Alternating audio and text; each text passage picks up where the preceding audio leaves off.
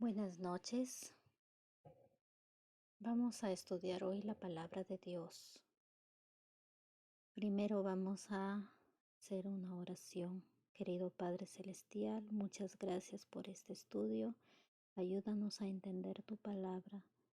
Danos tu Santo Espíritu y Señor, que lo que escuchemos lo practiquemos. En el dulce nombre de Cristo Jesús.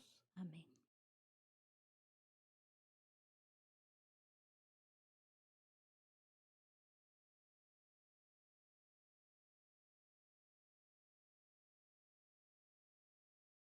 La Santa Biblia. El tema de esta noche es acerca de la palabra de Dios. Es el libro más odiado y el libro más querido del mundo.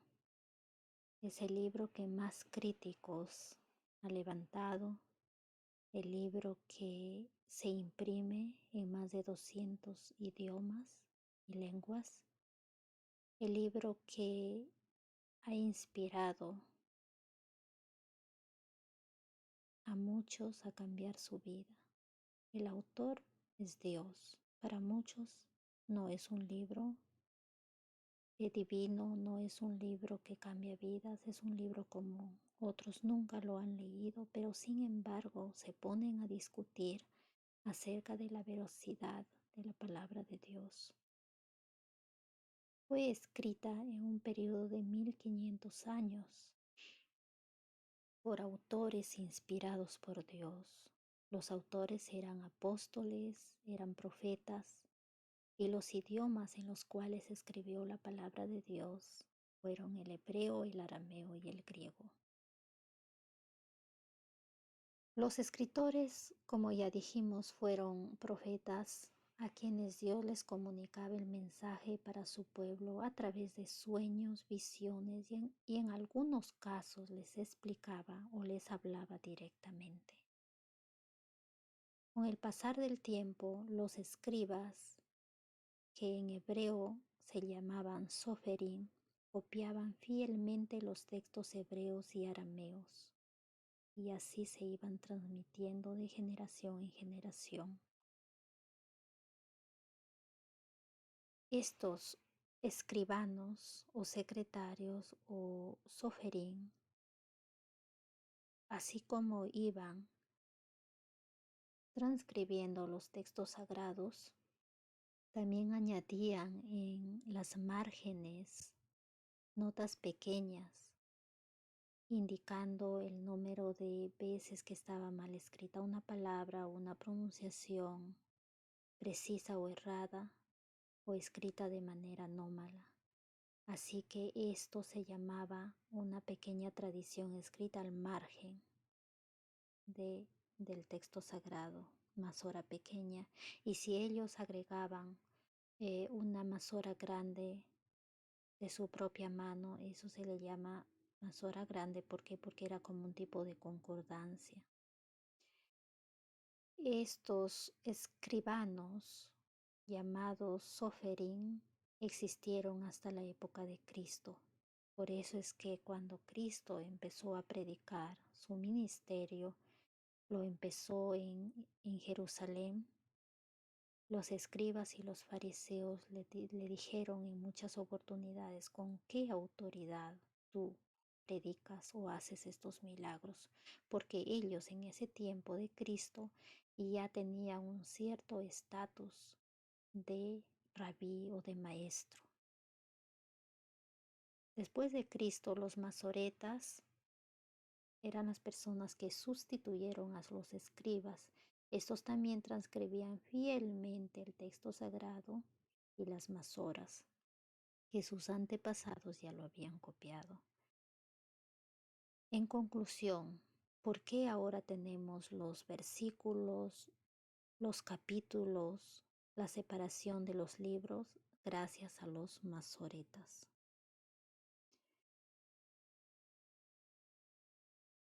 También ellos intercambiaban palabras como la conservación del tetagrama, por ejemplo, la sustitución de Elohim, que significa dioses, con Yahvé, Ye, H, B, H, que en algunos pasajes lo escribían para que no lo pronuncien el nombre de Dios muchas veces.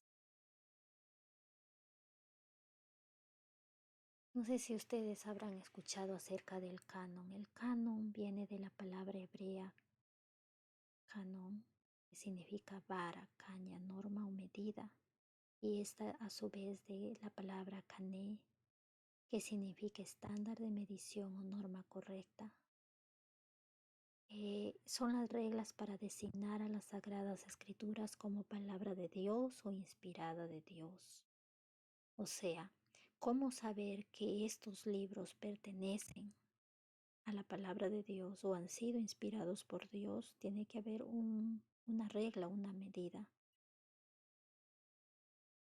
Vamos a ver solamente 4 reglas, las más principales, cómo saber qué libros pertenecen al canon bíblico o a las sagradas escrituras.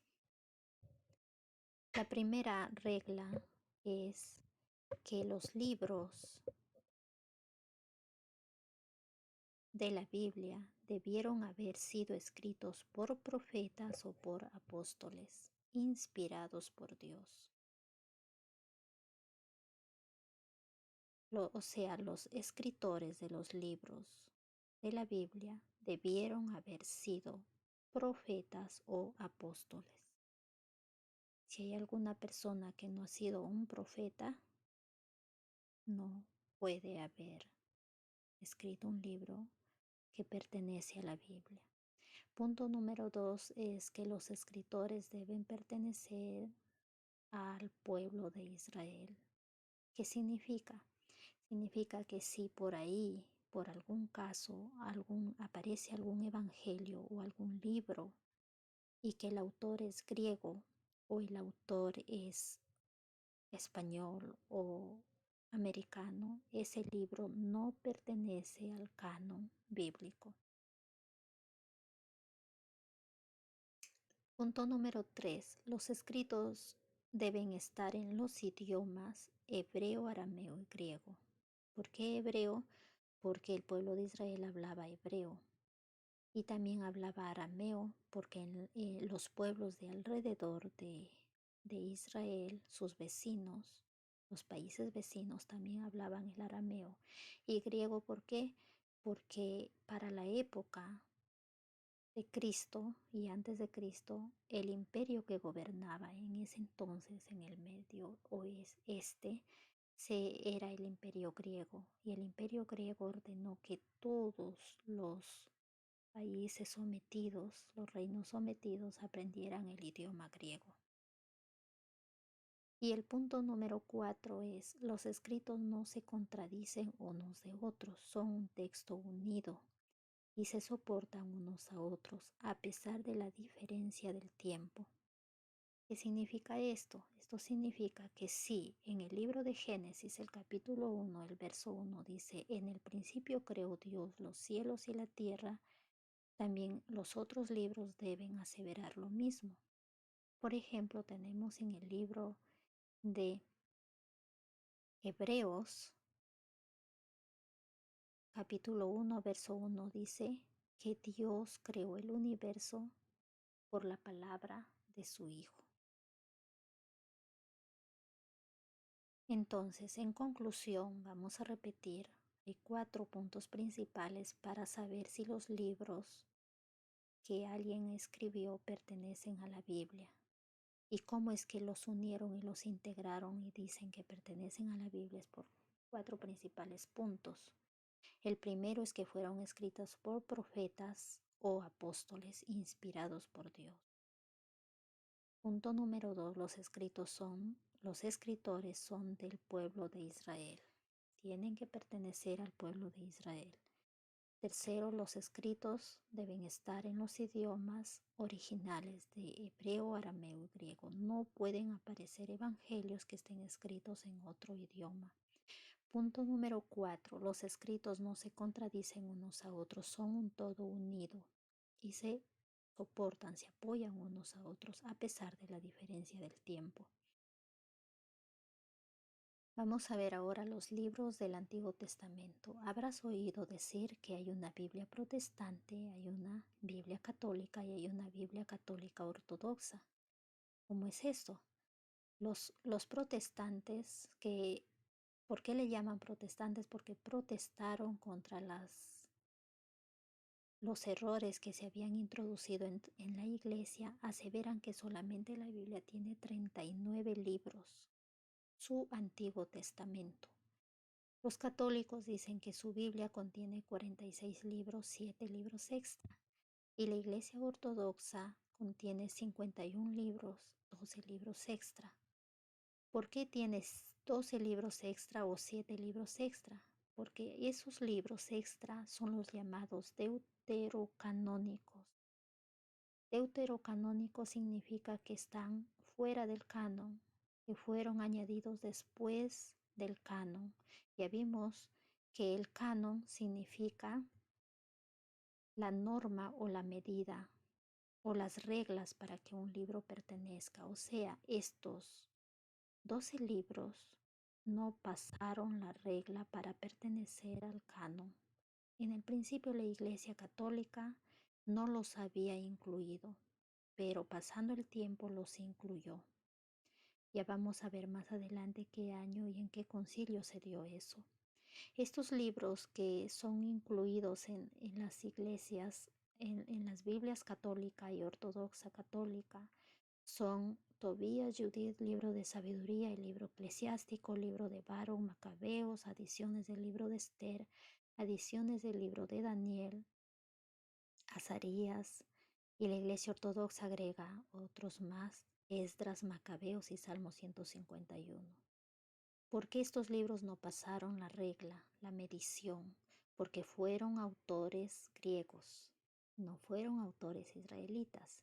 Y otro punto importante es que estos libros se contradicen a los libros escritos por los hebreos. Vamos a ver ahora la Biblia de los 70 o llamada la Biblia Septuaginta. Esta es la Biblia de los tiempos de Cristo. Esta es la Biblia que existía en la época cuando Cristo vino a esta tierra y él la leyó.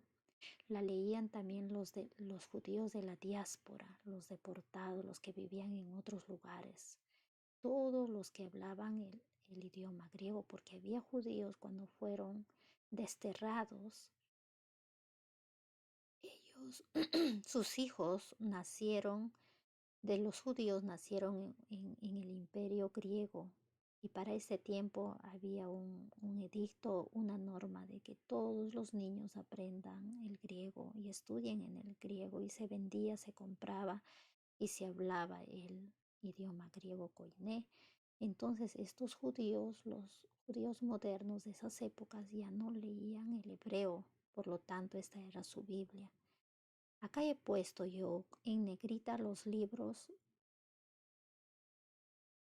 que estaban escritos en hebreo y que fueron traducidos al griego. Esta Biblia, la llamada Septuaginta, pertenece al siglo III. Empezó a escribirse traducirse el siglo III, aproximadamente el año 280 a.C., y terminó hacia el siglo II a.C., el año 200 a.C., 200 años antes que venga Cristo a la tierra, y ya se había terminado de traducir. Y entonces, ¿quién lo tradujo? Lo tradujo el rey Ptolomeo II, monarca de Egipto. Él era de origen griego, así que él amaba la literatura, y viendo que los judíos tenían su libro sagrado y él era emperador también de los judíos, no, en ese tiempo no se decía judíos, se decía de los israelitas o de los hebreos. Entonces él mandó traducir, convocó a 72 sabios y les llevó a lugares, como decir, a cuartos separados, ¿no? Con su alimento, y no les dijo que se junten, cada uno individualmente tradujo los libros sagrados que estaban en hebreo, y en arameo, algunos de ellos, y los tradujeron al griego antiguo, al griego koiné que se hablaba en esa época. Y milagrosamente, como era la palabra de Dios, estos 72 sabios judíos o rabinos los tradujeron perfectamente. Y cuando lo compararon, las traducciones de los 72 sabios todas coincidían. Es una bonita historia. Bueno, los libros que he puesto en rojita son los libros que ya estaban circulando en el imperio griego, de autores griegos. No se sabe quiénes lo escribieron. Podría haber escrito un judío nacido en Grecia que no hablaba el hebreo, pero estos son los libros que estaban también incluidos por el emperador Ptolomeo.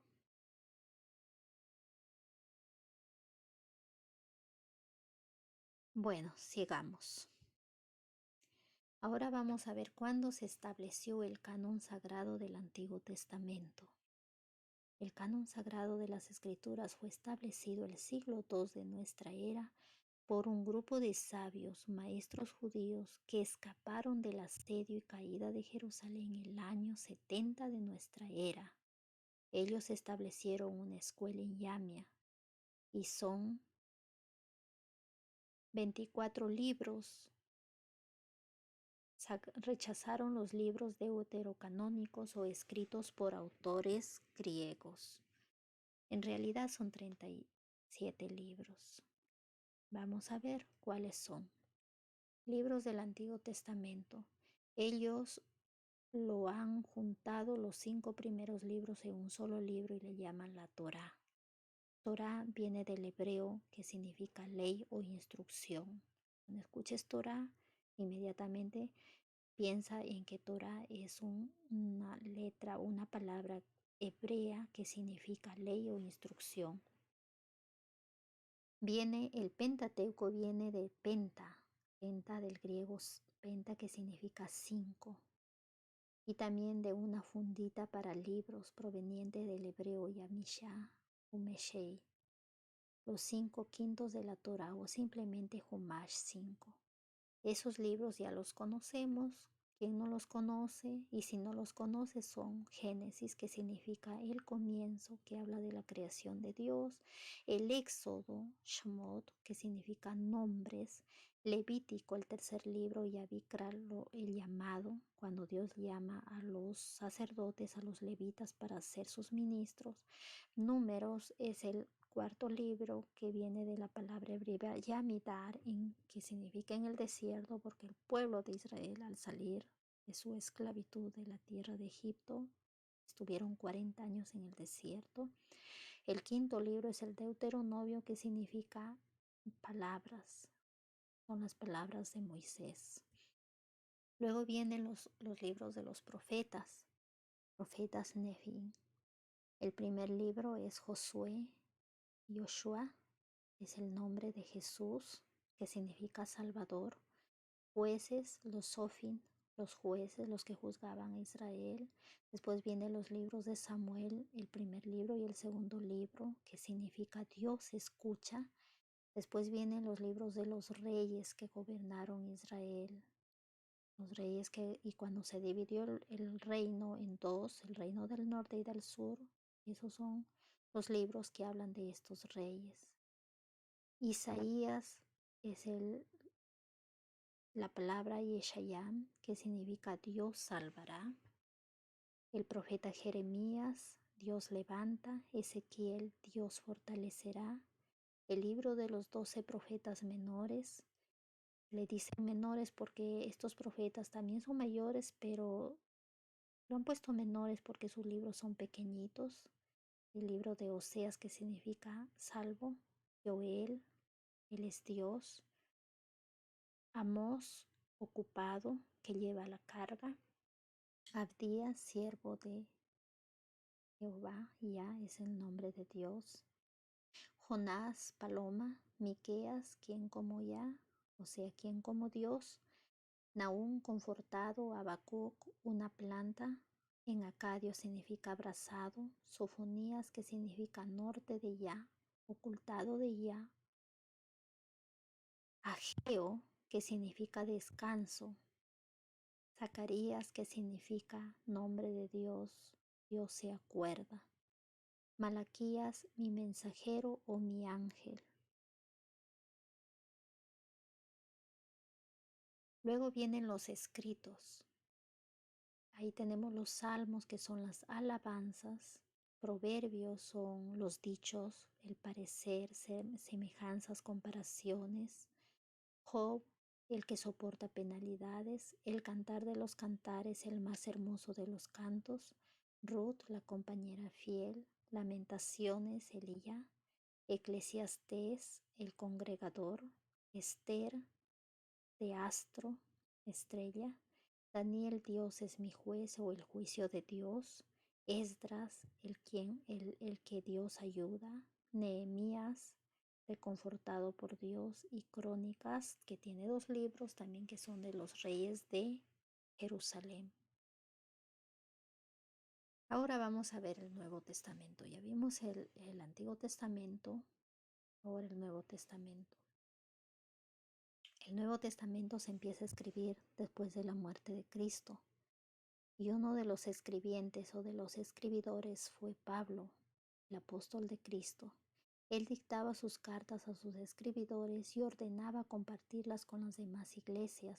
Esas cartas son el texto recibido, se llaman textos receptos en latín. Los primeros cristianos hicieron muchas copias y así se difundió rápidamente las epístolas de los apóstoles y los evangelios. Por ejemplo, Colosenses 4:16 dice: cuando esta carta haya sido leída entre vosotros, haced que también se lea en la iglesia de los laodicenses, y que la de los laodicenses la leáis también vosotros. O sea, ¿cómo era? Recibían la carta y una vez leída, lo enviaban o lo copiaban a mano, y la copia se lo enviaban a las otras iglesias, y de las cartas que se escribían a las otras iglesias también enviaban copias. Había como un intercambio de copias.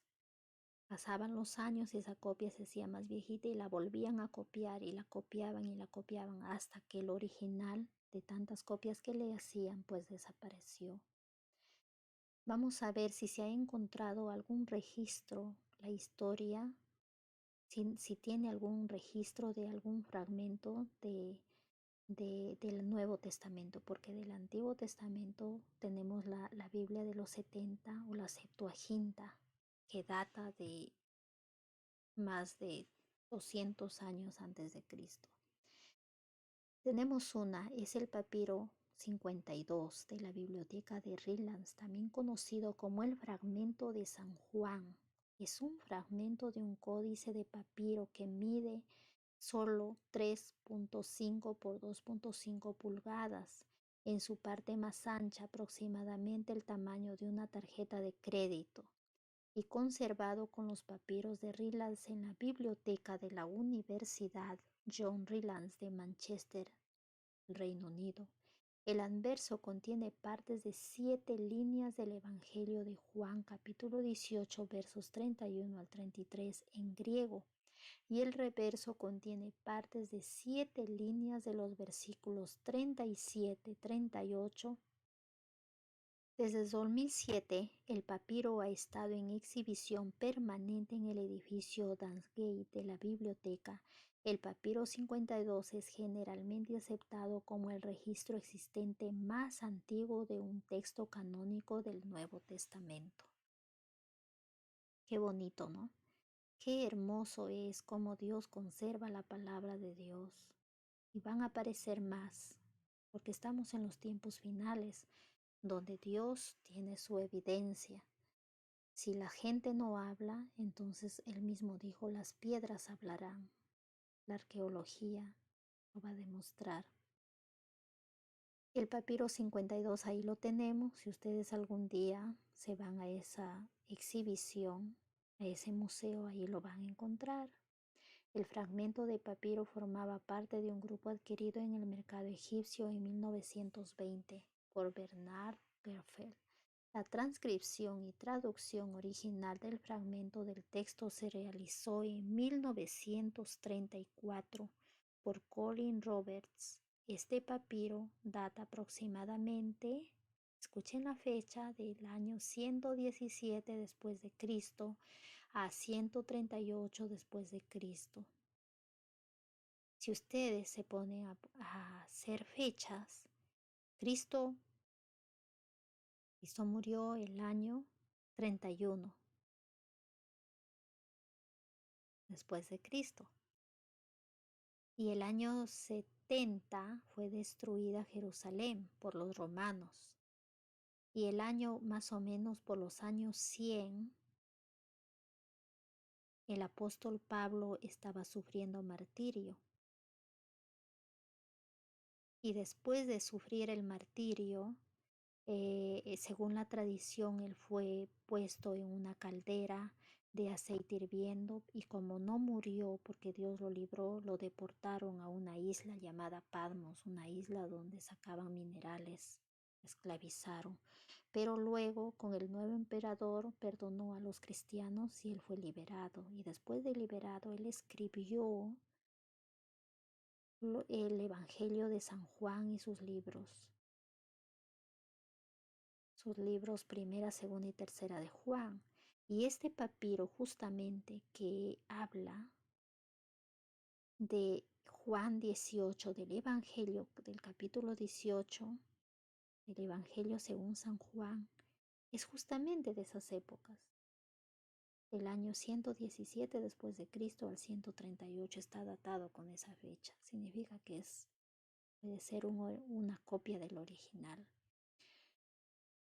Los papiros bíblicos de Chester Beatty, de fecha posterior, estos consisten en secciones de 11 códices griegos producidos entre el siglo II y el siglo IV, o sea, desde el año 200 después de Cristo al año 400. Contienen partes de 9 libros de las escrituras hebreas y de 15 de las escrituras griegas. Son bastante representativos por su variedad en los estilos de escritura. Se dice de uno de los códices que es la obra de un buen escriba profesional. De otro se ha dicho, la escritura es muy correcta y, aunque no destaca por su buena caligrafía, es la obra de un escriba competente. Y de otro, la caligrafía es tosca, pero el texto por lo general es correcto. Más importante que esas características, sin embargo, es su contenido. En su conjunto corroboran los manuscritos de Vitela llamados neutrales del siglo IV que los eruditos Westcott y Hart consideran de gran valor. O sea, tenemos papiros del siglo II al siglo IV que son prácticamente correctos, aunque la caligrafía, pero ¿a quién le importa la caligrafía, no? ¿Quién tiene letra perfecta? Estos, al compararlos con los manuscritos de Vitela que son posteriores al siglo IV, dice que se los encuentra similares. Eso, en conclusión, no han perdido su similitud a pesar de las copias y de las copias y de las copias que se han hecho de los originales del texto recibido. Por diversas razones, en la actualidad quedan pocos trabajos de los primeros copistas. Muchas de sus copias de las escrituras se destruyeron durante la época en que Roma persiguió a los cristianos. El apóstol Pablo fue decapitado, el apóstol Pedro fue crucificado y muchos cristianos fueron perseguidos. Y en su afán de escapar, o les quitaban y los quemaban a los papiros o también lo perdían. El paso del tiempo también se cobró su tributo. Por otra parte, el clima cálido y húmedo, además de algunos lugares, aceleró su deterioro. Además, cuando los escribas profesionales del siglo IV sustituyeron los antiguos papiros por manuscritos de Vitela, No parecía haber razón para conservar las viejas copias de papiro. Hermoso, ¿no? Hermosa la historia. La tinta que usaban los escribas era una mezcla de hollín y goma, a la que añadían agua para su uso. El instrumento de escritura era el cálamo, hecho de caña. Humedecían la punta con agua para que actuara como una pluma o pincel. La escritura se hacía sobre rollos de cuero o papiro. Posteriormente se utilizaron hojas que juntas formaban un códice al que en ocasiones se colocaban cubiertas de madera. Más tarde los copistas sustituyeron los textos antiguos por los manuscritos de vitela. Ya vamos a ver qué son manuscritos de vitela. Ahí está, un manuscrito de vitela. Una vitela que data del año 1638. Qué bonito se ve. La vitela era un pergamino de cuero de ternero. Sustituyeron a los pergaminos de papiro. ¿Ya ve? Si la sustituyeron, entonces ya no tenían por qué conservar los antiguos. No pensaron que eran valiosos, ¿no? Pero igual no se perdió la escritura. No sé si habrás escuchado los rollos del Mar Muerto. Ya vimos que había la Biblia, la Septuaginta, eh, más de 200 años antes de Cristo, y los rollos y también las copias de vitela y los códices que fueron encontrados de los años aproximadamente del siglo 100. Entonces ahora vamos a ver otra evidencia acerca de la palabra de Dios. Cuando solamente se tenía eso, decían sí, pero tiene que haber evidencia si es que hay más rollos más antiguos. Esto es lo que pasó cuando un grupo de pastores beduinos que cuidan sus ovejas allá en el Mar Muerto, en las rocas, encontraron unos rollos. Se llaman los rollos del Mar Muerto y fueron encontrados en 1947 en la cueva del Qumran en el Mar Muerto. Los manuscritos del Mar Muerto, rollos de Qumran, llamados así por haberse encontrado en cuevas situadas en Qumran, en Cisjordania. El lugar se llama Qumran. A orillas del Mar Muerto son una colección de 972 manuscritos. ¿Cuántos manuscritos? 972. La mayoría datan del año 250 a.C. al año 66 después de Cristo, antes de la destrucción del segundo templo de Jerusalén por los romanos el año 70 después de Cristo. Los manuscritos están redactados en hebreo y arameo casi en su totalidad, solo con algunos ejemplares en griego. Los primeros 7 manuscritos fueron descubiertos accidentalmente por pastores beduinos. Ya les comenté, a finales de 1946, en una cueva en las cercanías de las ruinas de Qumran, a la orilla noroccidental del Mar Muerto. Posteriormente, hasta el año 1956, se encontraron manuscritos en un total de 11 cuevas de la misma región. Y siguen encontrando. En Qumran se han descubierto aproximadamente 200 copias, la mayoría muy fragmentadas, de todos los libros de la Biblia hebrea. Ya ve, hay evidencia, con excepción del libro de Esther. Solo el libro de Esther no se ha encontrado, aunque tampoco se han hallado fragmentos de Nehemías que en la Biblia hebrea forman parte del libro de Esdras. Del libro de Isaías se ha encontrado un ejemplar completo. Otra parte de los manuscritos son libros no incluidos en el canon de Tanaj, comentarios, calendarios, oraciones y normas de una comunidad religiosa judía que la mayoría de expertos identifica con los esenios. O sea, piensan que ahí vivieron los esenios. La mayoría de los manuscritos están hoy en el Museo de Israel y en el Museo Rockefeller, ambos en Jerusalén, así como en el Museo Arqueológico de Jordania en Amán. Otros pocos se encuentran en la Biblioteca Nacional de Francia en París o en manos privadas, como la colección Cheyenne en Noruega, la mayoría de los cuales yacen en el Santuario del Libro, parte del Museo de Israel. Ahí está, un manuscrito del Mar Muerto, parte del manuscrito de Isaías. Lindo. Ahí está una de las cuevas del Mar Muerto en Cisjordania. Cuando fui a Israel, al Mar Muerto, yo tomé esta foto. Estaba bien distante y dice que para ir a esas cuevas necesitas como 2 días, un día de excursión, ¿no? Para conocer las 11 cuevas, pero de lejitos no, nada más les tomamos foto, no teníamos tiempo.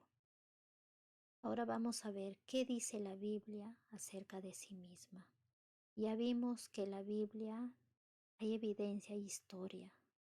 No es un cuento de hadas, no es un libro común. No es un libro que a alguien se le ocurrió escribir, es un libro que Dios lo ha preservado a través del tiempo. No se ha perdido su mensaje. ¿Por qué es tan rechazada? ¿Quién está detrás de su extinción? ¿Y quién está detrás de su conservación? Claro que es Dios. Entonces vamos a ver qué dice la Biblia de sí misma. En Hebreos, primero voy a decirles que esta es la Biblia, la Sagrada Biblia, y consta de 2 testamentos, el Antiguo y el Nuevo Testamento. En el Nuevo Testamento hay una carta que se llama Hebreos. La escribió Pablo, el apóstol de Cristo, y ahí en Hebreos 1:1 dice: Dios, habiendo hablado muchas veces y de muchas maneras en otro tiempo los padres por los profetas, en estos postreros días nos ha hablado por el Hijo, a quien constituyó heredero de todo y por quien asimismo hizo el universo. Entonces Dios siempre se ha tratado de comunicar con sus hijos. Cuando Dios creó a Adán y a Eva, Él se comunicaba directamente antes de la caída. Pero una vez que el hombre decidió desobedecer y comer del fruto prohibido, en ese momento el hombre se para escondiendo de la presencia de Dios. Y Dios trata de buscarlo y encontrar la manera de comunicarse. Por eso el texto acá dice: Dios, habiendo hablado muchas veces y de muchas maneras en otro tiempo los padres por los profetas. Por eso quienes llevaban el mensaje al pueblo, a nuestros antepasados, a nuestros padres, eran los profetas. No pienses que los israelitas es un pueblo separado. Todos los pueblos somos una sola sangre. Hemos venido de Adán y Eva. Todos tenemos de alguna manera un parentesco. Se cuenta la historia de un hombre, de un científico que tuvo una mascota. La mayoría de personas tenemos una mascota, pues un perrito, un gato, pero este señor eligió como mascota a un pez. Compró una pecera bien bonita y el pez, un pececito bien bonito también, y todos los días le daba un poquito de comida y le llamaba por su nombre. Y el pez venía y frotaba su naricita. Cada vez que lo veía, venía y frotaba su naricita en la pecera, en el vidrio de la pecera.